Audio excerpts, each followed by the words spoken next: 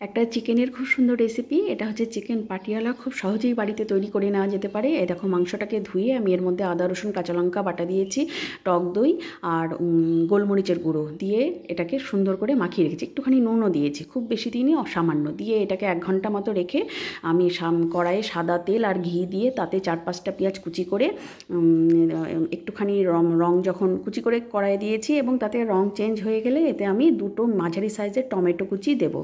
দিয়ে সেটা যখন একটুখানি বয়েল হয়ে যাবে তারপর এতে আদা রসুন কাঁচা লঙ্কা বাটা, ধনের গুঁড়ো, জিরের গুঁড়ো আর একটুখানি নুন দিয়ে যখন কষে আসবে তখন আমি মাংসগুলো দিব, দিয়ে মাংস সমেত আবার কষবো, কষে একটুখানি ঢাকবো, আবার তুলবো, এরকম ঢাকা করে মানে সিমে একদম হবে। তারপর যখন হয়ে আসবে তখন আমি কাজু বাটা দেবো। আর এদিকে দেখো, আরেকটা কড়াইয়ে আমি ঘিতে ক্যাপসিকাম আর পেঁয়াজ, এই যেভাবে আমরা চিলি চিকেনের খাই ওই সাইজে ওরকমভাবে ফালি করে কেটে একটু ক্রাঞ্চি থাকবে এরকম অবস্থায় আমি ভেজে এই মাংসে দিয়ে দেবো। দিয়ে সব সমেত নামানোর আগে এলাচ গুঁড়ো আর কাসুরি মেথি দিয়ে নামিয়ে নেব।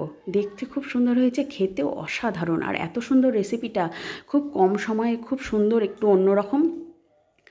একই রকম খেতে তো সবসময় ভালো লাগে না, একটু অন্যরকম, ভীষণ সুন্দর। ফ্রায়েড রাইসের সঙ্গে চিকেন পাটিয়ালা অসাধারণ কম্বিনেশান এবং খেতেও খুব সুন্দর। মানে একবার খেলে বারবার খেতে ইচ্ছা করবে, আর যে খাবে সে আপনার প্রশংসা না করে থাকতেই পারবে না। ঠিক আছে বন্ধুরা, আজকের মতো বাই। আবার আসছি আগামীকাল নতুন একটা ভিডিওর সাথে।